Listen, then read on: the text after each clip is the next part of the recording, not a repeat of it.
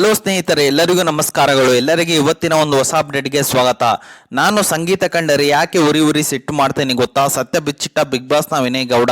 Big boss Kannada 10 ಮನೆಯಲ್ಲಿ ವಿನಯ್ ಗೌಡ ಸಂಗೀತ ನಡುವಿನ ಜಗಳ, ವಾದ ವಿವಾದಗಳು ನೋಡಿ ವೀಕ್ಷಕರು ಬೇಸತ್ತಿದ್ದಾರೆ. 6ನೇ ವಾರ ಮಾತ್ರ ಇವರಿಬ್ಬರು ಒಂದೇ ತಂಡದಲ್ಲಿದ್ದು ಪರಸ್ಪರ ಕೇರ್ ಮಾಡಿಕೊಂಡು ಚೆನ್ನಾಗಿದ್ದರು. ಮತ್ತೆ ಜಗಳ ಮುಂದುವರೆದಿದೆ. ಈಗ ಕಾರ್ತಿಕ್ ನಡುವೆ ಮನಸ್ತಾಪ ಹೆಚ್ಚಿದೆ. ಸಂಗೀತ ಅವರನ್ನು ಕಂಡರೆ ನಾನು ಯಾಕೆ ಉರಿ ಅಂತೀನಿ ಎಂದು ಕಾರ್ತಿಕ್ ಬಳಿ ವಿನಯ್ ಅವರು ಮಾತನಾಡಿದ್ದಾರೆ. ಬಿಗ್ ಬಾಸ್ ಕನ್ನಡ 10 ಮತ್ತೆ ಸಂಗೀತ ಮತ್ತು ವಿನಯ್ ಗೌಡ ನಡುವೆ ಜಗಳ ಶುರುವಾಗಿದೆ. ಕಾರ್ತಿಕ್ ಸಂಗೀತ ನಡುವಿನ ಮನಸ್ತಾಪವು ಜೋರಾಗುತ್ತಿದೆ. ಕಾರ್ತಿಕ್ ಬಳಿ ಸಂಗೀತ ಕಂಡರೆ ಯಾಕೆ ಸಿಟ್ಟಾಗ್ತೀನಿ ಅಂತ ಹೇಳಿದ ವಿನಯ್ ಗೌಡ. ಬಿಗ್ ಬಾಸ್ ಮನೆಯಲ್ಲಿ ಸಂಗೀತ ಉತ್ತರ, ಆದರೆ ವಿನಯ್ ಗೌಡ ದಕ್ಷಿಣ. ಬಿಗ್ ಬಾಸ್ ಕನ್ನಡ 10 ಶೋ ಶುರುವಾಗಿ ಕೆಲ ವಾರದಿಂದಲೇ ಇವರಿಬ್ಬರು ಕಿತ್ತಾಡುತ್ತಲೇ ಇದ್ದರು. ಗ್ರಹಗತಿ ಬದಲಾಗಿತ್ತು ಏನೋ. 6ನೇ ವಾರಕ್ಕೆ ಇವರಿಬ್ಬರು ಚೆನ್ನಾಗಿದ್ದರು.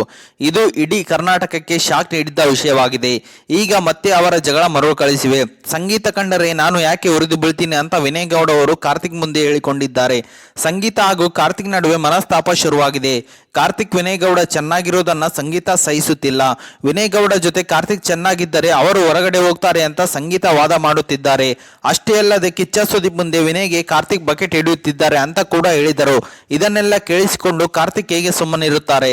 ಕಾರ್ತಿಕ್ ಹಾಗೂ ಸಂಗೀತ ನಡುವಿನ ಮನಸ್ತಾಪ ಸುದೀಪ್ ಮುಂದೆ ಬಯಲಾಗಿತ್ತು. ಸಂಗೀತ ಆಟದ ಬಗ್ಗೆ ವಿನಯ್ ಗೌಡ ಮತ್ತು ಕಾರ್ತಿಕ್ ಅವರು ಕೂತ್ಕೊಂಡು ಚರ್ಚೆ ಮಾಡಲು ಆರಂಭಿಸಿದ್ದಾರೆ.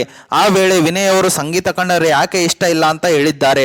ಮತ್ತು ನಾನು ಯಾಕೆ ಇಷ್ಟು ಉರಿದುಕೊಳ್ತೀನಿ ಅಂತ ನೀನು ಅಂದುಕೊಳ್ಳಬಹುದು. ನಮ್ಮನ್ನು ಫಾಲೋ ಮಾಡೋರು ಇರುತ್ತಾರೆ. ಅಷ್ಟು ಜನರ ಮುಂದೆ ಈ ರೀತಿ ಡ್ಯಾಮೇಜಿಂಗ್ ಸ್ಟೇಟ್ಮೆಂಟ್ ಕೊಟ್ಟರೆ ನಮ್ಮನ್ನು ನೋಡುವ ಜನರಿಗೆ ಏನೋ ಇವನು ಇರಬಹುದು ಅಂತ ಅಂದುಕೊಳ್ತಾರೆ. ಸಿಕ್ಕಾಪಟ್ಟೆ ಬೇಜಾರಾಗುತ್ತದೆ. ಹೌದು, ನೋಡೋಣ ಏನೆಲ್ಲ ಬೆಳವಣಿಗೆಗಳು ಆಗುತ್ತೆ ಅಂತ. ನಿನ್ನೆ ಮಡಿಕೆ ಹೊಡೆದು ಏನು ಬೆಳವಣಿಗೆ ಆಗುತ್ತೆ ಅಂತ ನೋಡೋಣ ಅಂತಿದ್ಯಾ? ಮೈ ಮೇಲೆ ಹಾವು ಬಿಟ್ಕೊಳ್ಳೋದು ಕೇಳಿದ್ಯಾ? ಇದು ರೋಡ್ ಮೇಲೆ ಹೋಗೋ ಹಾವೆಲ್ಲ. ಅಮೆಜಾನ್ ಕಾಡಿನಲ್ಲಿರುವ ಆನೆಕೊಂಡ ಹಾವು ಬಿಟ್ಕೊಂಡಿದೆ. ಜೊತೆಯಲ್ಲಿದ್ದಾಗ ಏನು ಅನಿಸುತ್ತಿರಲಿಲ್ಲ. ಇಷ್ಟು ದಿನ ಪಾಪ ಅಂತ ಸುಮ್ಮನಿದ್ದೆ. ನಮ್ಮ ಬುಡಕ್ಕೆ ಬಂದಾಗ ಹೊಡಿಬೇಕು. ವಿನಯ್ ಗೌಡಗೆ ಮೊದಲ ವಾರವೇ ಸಂಗೀತ ಅವರು ಥ್ರೆಟ್ ಅಂತ ಪದ ಬಳಸಿದರು. ಆ ನಂತರ ಕಾರ್ತಿಕ್ಗೆ ಬಳೆಗಳ ರಾಜ ಅಂತ ವಿನಯ್ ಕರೆದರು. ಇದನ್ನು ಪದೇ ಪದೇ ಸಂಗೀತ ಅವರು ನೋಡೋ ಬಳೆ ಹಾಕಿಕೊಂಡಿದ್ದೀನಿ ನೋಡೋ ಅಂತ ಈ ವಿಷಯವನ್ನು ಹೈಲೈಟ್ ಮಾಡಿದ್ದರು. ಮಹಿಳೆಯರು ಅಬಲೆಯರು ಎನ್ನುವ ರೀತಿಯಲ್ಲಿ ವಿನಯ್ ಮಾತನಾಡಿದ್ದಾರೆ ಅಂತ ಇಡೀ ಕರ್ನಾಟಕವೇ ಇದರ ವಿರುದ್ಧ ಧ್ವನಿ ಎತ್ತಿದೆ.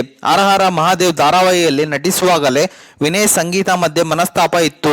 ಇದು ಬಿಗ್ ಬಾಸ್ ಮನೆಗೆ ಬಂದ ಕೂಡಲೇ ಮುಂದುವರಿದಿತ್ತು. ಇಷ್ಟು ದಿನಗಳ ಕಾಲ ನಿತ್ಯವೂ ಇವರಿಬ್ಬರು ಜಗಳ ಆಡಿದ್ದರು. ನನ್ನನ್ನು ನೆಗೆಟಿವ್ ಆಗಿ ತೋರಿಸ್ತಿರೋದು ಸಂಗೀತ ಅಂತ ವಿನಯ್ಗೆ ತುಂಬಾ ಸಿಟ್ಟಿದೆ. ಮುಂದಿನ ದಿನಗಳಲ್ಲಿ ಈ ಕಿಚ್ಚು ಆರುತ್ತಾ ಅಥವಾ ಉರಿಯುತ್ತಾ ಅಂತ ಕಾದು ನೋಡಬೇಕಾಗಿದೆ. ಓಕೆ ಸ್ನೇಹಿತರೆ, ಇದು ಇವತ್ತಿನ ಒಂದು ಹೊಸ ಅಪ್ಡೇಟ್ ಆಗಿದೆ.